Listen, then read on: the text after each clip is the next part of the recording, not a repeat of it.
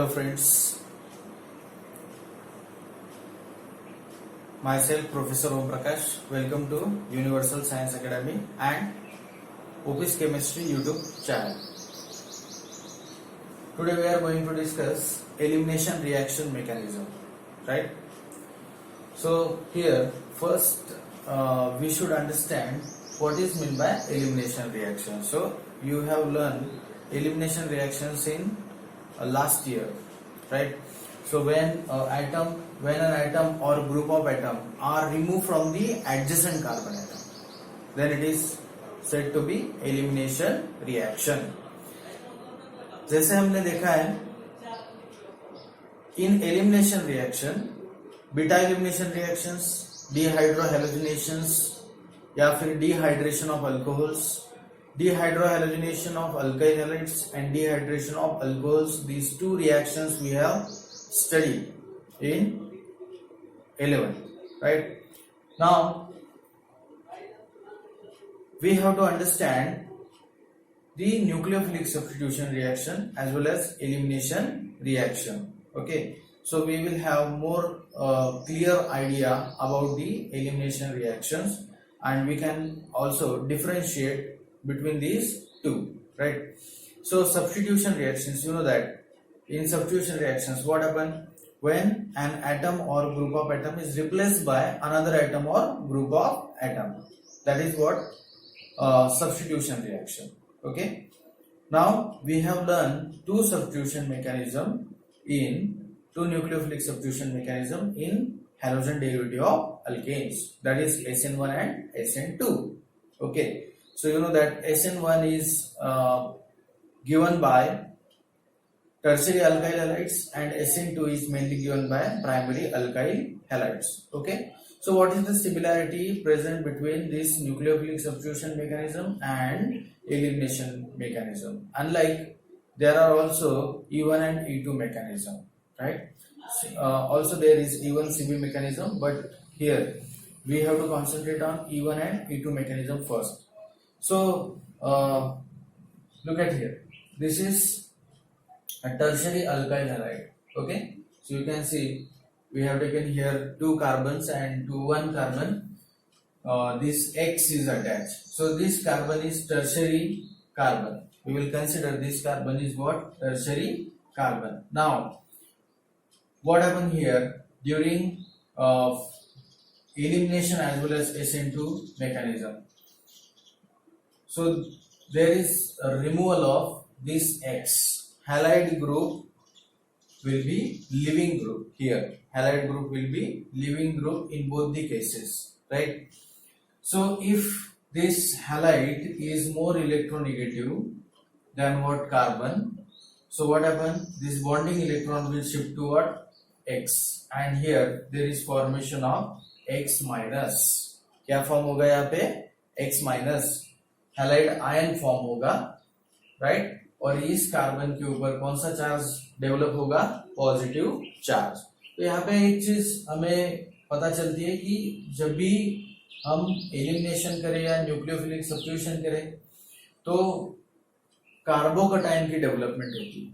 There is development of carbocation. मैं SN1 और E1 mechanism आपको कंपेयर करके यहाँ पे बताता हूँ, राइट? क्योंकि SN1 टू स्टेप मैकेनिज्म है. पहली स्टेप है फॉर्मेशन ऑफ कार्बोकटायन और दूसरी स्टेप है फॉर्मेशन ऑफ प्रोडक्ट. तो यहाँ पे formation of carbocation is the common step for both the reactions, whether it is a nucleophilic substitution और whether it is a elimination reaction. But I am talking about particularly SN1 and E1, right? So here common carbocation is formed. Now SN1 mechanism means substitution reactions and elimination reactions. Both reactions will compete with each other. दोनों reactions एक दूसरे के साथ compete करती है, right? तो अभी हमें यहाँ पे एक चीज पे फोकस करना है. जैसे अगर ये न्यूक्लियोफिलिक सब्स्टिट्यूशन रिएक्शंस होगी तो इसमें क्या होगा? What happen here? There will be attack of nucleophile on this carbocation. इस कार्बोकटायन पे न्यूक्लियोफाइल का अटैक होगा, और जैसे न्यूक्लियोफाइल का अटैक यहाँ पे होगा न्यूक्लियोफाइल कार्बन के साथ बॉन्ड फॉर्म कर लेगा, right. So this is substitution because X is replace by nucleophile, so this is substitution. और अगर हम टर्शियरी अल्काइल हैलाइड्स कंसीडर कर रहे हैं तो यहाँ पे 2 स्टेप हुई है। पहली स्टेप कौन सी है, फॉर्मेशन ऑफ कार्बोकटायन, और सेकंड स्टेप में क्या हुआ है, न्यूक्लियोफाइल का अटैक हुआ है, okay, attack of nucleophile to form product, right. So this is SN1 mechanism. मैं आगे बताऊंगा SN1 मैकेनिज्म हम क्यों कहते हैं, वो भी मैं डिटेल में कवर करने वाला हूँ। फिलहाल हम इस चीज को समझ लेते हैं कि यहाँ पे एक्चुअली हुआ क्या है, right. So there is replacement of X by Nu means what, nucleophile. Nucleophile is electron rich species, okay. Now यहाँ पे देखो, ये कार्बोकटायन है। अगर हमारे पास बेस है, B का मतलब है बेस, ओके, और बेस के पास लोन पेयर ऑफ इलेक्ट्रॉन्स भी है, वैसे न्यूक्लियोफाइल भी बेस ही होता है, राइट, उसे भी हम लेविस बेस ही कहते हैं। अगर न्यूक्लियोफाइल यहाँ पे अटैक करता है, बेस यहाँ पे अटैक करता है कार्बोकटायन पे, तो हमें सब्स्टिट्यूटेड प्रोडक्ट मिलेगा। अगर बेस ने इस हाइड्रोजन पे अटैक किया, जो कार्बोकटायन का बाजू वाला जो कार्बन है उसके ऊपर प्रेजेंट है, और उसने वहां से हाइड्रोजन अब्स्ट्रैक्ट कर लिया, मतलब निकाल लिया, बेस हाइड्रोजन निकाल लेगा, ओके, क्योंकि बेस हाइड्रोजन एक्सेप्टर होता है, H प्लस प्रोटॉन एक्सेप्टर होता है, राइट।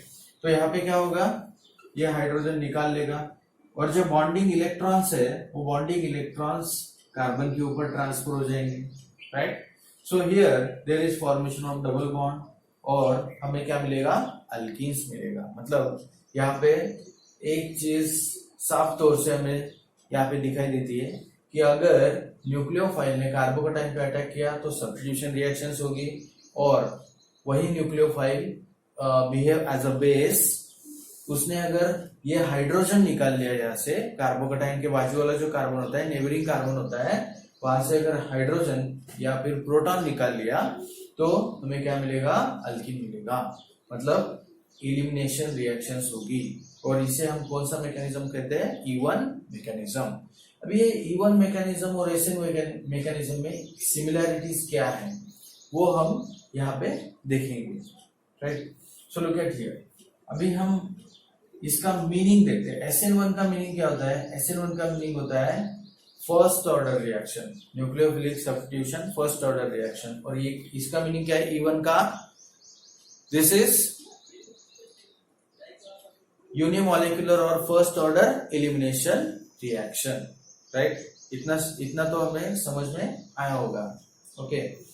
तो एलिमिनेशन रिएक्शन E1 और SN1 में क्या सिमिलरिटीज है, तो ये जो रेट होता है रिएक्शंस का, okay, rate of reaction is directly proportional to here concentration of tertiary alkyl halides. अगर मैं यहाँ पे एग्जांपल लेता हूँ टर्शियरी ब्यूटाइल ब्रोमाइड का, ठीक है, और ये जो रेट लॉ है वो SN1 ऐसे लिखता हूँ, SN1 से रिलेटेड है। इसका मतलब क्या है, यहाँ पे 2 चीजें हैं, न्यूक्लियोफाइल भी है।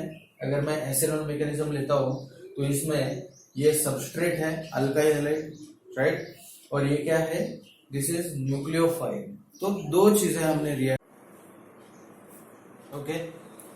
तो आपको इतना समझ में आया होगा कि जो यहाँ पे 2 स्पेसीज है, एक है सबस्ट्रेट और दूसरा न्यूक्लियोफाइल, दोनों रिएक्शंस में इन्वॉल्व होते हैं, ओके। आमतौर पे दोनों रिएक्शंस में इन्वॉल्व होते हैं। अभी इसका इन्वॉल्वमेंट दोनों का है या एक स्पेसीज का है, यह हमें कैसे फाइंड आउट करना है, on the basis of rate of A reaction, right. तो यहाँ पे rate of A reaction is directly proportional to only tertiary butyl bromide, that is tertiary alkyl halide, okay, and rate is independent of concentration of nucleophile. nucleophile के concentration के ऊपर rate independent है। इसका मतलब क्या है कि rate is directly proportional to only concentration of substrate, that is rate is directly proportional to concentration of only one molecule that's why this reaction is known as unimolecular, मतलब one molecule यहाँ पे involve हो रहा है, दूसरा जो reactant है, दूसरा मॉलिक्यूल है न्यूक्लियोफाइल, वो यहाँ पे इन्वॉल्व नहीं हो रहा है। तो इसीलिए हमने यहाँ पे क्या नाम दिया इसको, SN1, right, SN1 nucleophilic substitution mechanism. अभी हम इसकी बात करेंगे, E1 की बात करेंगे, राइट। तो E1 में भी ऐसे ही हमें लिखना पड़ेगा, rate is directly proportional to, अगर हम टर्शियरी ब्यूटाइल ब्रोमाइड का एलिमिनेशन करते हैं तो हमें यहाँ पे tertiary butyl bromide as a substrate लिखना पड़ेगा। Okay, so rate is directly proportional to the concentration of only substrate during elimination reaction. Okay, so this is again unimolecular elimination reaction. तो यहाँ पे एक सिमिलैरिटी आपको देखने को मिलती है SN1 और E1 में, राइट। अभी हम बात करेंगे SN2 की और E2 की बात करेंगे। Okay, so what is mean by SN2? Okay, so here SN2 mechanism is mainly given by the primary alkyl halide. Okay, जैसे यहाँ पे टर्शियरी SN1 और E1 मैकेनिज्म टू स्टेप का मैकेनिज्म है। Okay, so there are two step here, there are two step here. और अगर हम इसकी बात करेंगे, SN2 की बात करेंगे, SN2 और E2 की बात करेंगे, सो this is what one step mechanism, one step mechanism, right. This is one step mechanism. तो यहाँ पे मेनली SN2 हो या E2 हो, इनका जो सबस्ट्रेट है वो प्राइमरी अल्काइल हैलाइड होता है। प्राइमरी अल्काइल हैलाइड इस तरह का मैकेनिज्म दिखाते हैं, SN2 या फिर E2। ओके, तो यहाँ पे हम प्राइमरी अल्काइल हैलाइड लेंगे। हैलोजन यहाँ पे जिस कार्बन को अटैच है वो प्राइमरी कार्बन है। वो कौन सा कार्बन है? प्राइमरी कार्बन है। यहाँ पे जो एग्जांपल डिस्कस किया था, हैलोजन किस कार्बन को अटैच था? टर्शियरी कार्बन को अटैच था, right. So this is primary carbon. अभी अगर यहाँ पे सब्स्टिट्यूशन रिएक्शंस होती है, तो आपने अल्काइल हैलाइड्स की सब्स्टिट्यूशन रिएक्शंस देखी है, हाइड्रोलिसिस ऑफ अल्काइल हैलाइड, उसमें अल्काइल हैलाइड RX NaOH के साथ रिएक्ट होता है या फिर KOH के साथ रिएक्ट होता है, स्ट्रॉन्ग बेस के साथ रिएक्ट होता है, सोडियम हाइड्रोक्साइड और पोटेशियम हाइड्रोक्साइड, लेकिन वो बेस एक्वियस होता है। ये भी हमें याद रखना है क्योंकि बहुत ही इंपॉर्टेंट है। अगर वो बेस एक्वियस है तो यहाँ पे OH माइनस आयन, वो भी OH माइनस आयन देगा, यहाँ पे OH माइनस आयन अटैक, लेकिन ये कहाँ पे अटैक करेगा? प्राइमरी कार्बन पे अटैक करेगा और यहाँ से X को निकाल देगा और खुद यहाँ पे अटैच हो जाएगा। तो X is replaced by OH. This is substitution reactions and this mechanism is known as SN2 mechanism. तो इसको SN2 mechanism क्यों कहा है? ओके, उसके ऊपर भी हम बात करेंगे, राइट। फिलहाल इतना हमें समझना है कि जो X माइनस है, कार्बन और X माइनस, इसका जो बॉन्ड है, मतलब कार्बन हैलोजन बॉन्ड है, वो कार्बन हैलोजन बॉन्ड धीरे धीरे ब्रेक होता है और कार्बन और OH बॉन्ड, कार्बन और ऑक्सीजन, OH का जो ऑक्सीजन है वो और यहाँ का कार्बन, इसका जो बॉन्ड है वो धीरे धीरे फॉर्म होता है। तो ये दोनों प्रोसेस साइमल्टेनियस होती है, तो इसीलिए ये सिंगल स्टेप मैकेनिज्म है। That's why this is a single step mechanism, right. और इस मैकेनिज्म में आपको प्रोडक्ट मिलता है जो यहाँ पे हम लिखेंगे अल्कोहल, राइट। तो यहाँ पे मैंने एग्जांपल लिया है, अल्कोहल आपको मिलेगा। ऐसा कोई जरूरी नहीं है कि हर SN2 मैकेनिज्म में अल्कोहल ही मिलता है। ओके, ये मैकेनिज्म है, मैकेनिज्म के लिए हमने एग्जांपल लिया है। ये मैकेनिज्म आप कहीं भी अप्लाई कर सकते हो, जहाँ पे न्यूक्लियोफिलिक सब्स्टिट्यूशन रिएक्शंस है वहां पे आप मैकेनिज्म अप्लाई कर सकते हो। उसके बाद this OH minus ion attacks gives E2 elimination reaction. देखो यहाँ पे अगर OH माइनस आयन अटैक करता है तो सब्स्टिट्यूशन रिएक्शन मिलेगी। अगर यहाँ पे OH माइनस आयन अटैक करता है, हाइड्रोजन को अब्स्ट्रैक्ट कर लेता है, निकाल देता है, ठीक है, तो यहाँ पे दोनों चीजें एक साथ होगी। कौन सी? ये X भी निकल जाएगा, कार्बन हाइड्रोजन बॉन्ड भी ब्रेक होगा, और ये जो बेस रहेगा वो बेस इस हाइड्रोजन को भी निकाल देगा, दोनों एक साथ रिमूव होंगे, राइट। अगर दोनों एक साथ रिमूव होते तो यहाँ पे क्या आएगा, डबल बॉन्ड, क्योंकि ये जो इलेक्ट्रॉन्स है ये इलेक्ट्रॉन यहाँ पे शिफ्ट हो जाएंगे, कार्बन हाइड्रोजन बॉन्ड के जो इलेक्ट्रॉन्स है वो यहाँ पे शिफ्ट हो जाएंगे, राइट। और हमें यहाँ पे क्या मिलेगा, अल्कीन्स मिलेगा। ओके, तो अभी हमने दोनों ऑप्शंस देखे हैं, प्राइमरी अल्काइल का SN2 मैकेनिज्म, और इसी को हम क्या कहते हैं एलिमिनेशन में E2 mechanism.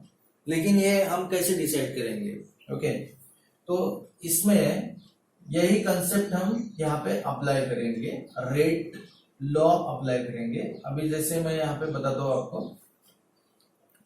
Look at here, SN2 mechanism की अगर बात करेंगे हम, तो rate is directly proportional to concentration of primary alkyl halides, ठीक है, जो भी हम यहाँ पे प्राइमरी अल्काइल हाइड्स लेंगे, लेट्स से अगर हम यहाँ पे एक primary alkyl halide ethyl bromide लेते हैं, ठीक है, तो rate is directly proportional to concentration of primary alkyl halide, और rate directly proportional to concentration of reagent. यहाँ पे रिएजेंट कौन है, रेट से OH माइनस आयन, यहाँ पे जो हमने एग्जाम्पल लिया है OH माइनस आयन, तो rate is also directly proportional to concentration of OH minus ion reagent. तो रेट दोनों के कॉन्सेंट्रेशन के ऊपर डिपेंड है, ठीक है। तो यहाँ पे इसका जो ऑर्डर है रिएक्शंस का, तो ये आएगा 2, इसीलिए हम इस रिएक्शंस को कहते हैं सेकंड ऑर्डर रिएक्शंस और bimolecular reaction, right. Same is for E2 mechanism के लिए भी ऐसा ही होगा, rate is directly proportional to concentration of this primary alkyl halide as well as concentration of this base, right। अगर इसका हम यहाँ पे देखो, इसका जो पावर है एक्सपोनेंट है ये 1 1 किया, तो इसको 1 + 1 मतलब ये ऑर्डर हो जाता है, ओके। रेट लॉ में इसे हम क्या कहते हैं, order. So this is what 2 order is 2। तो SN2 और E2 इसमें ये सिमिलैरिटीज हमें यहाँ पे देखने को मिलती है, राइट। तो आपको समझ में आया होगा E1 और E2 मैकेनिज्म, ओके। आगे हम इसका एग्जाम्पल देखेंगे।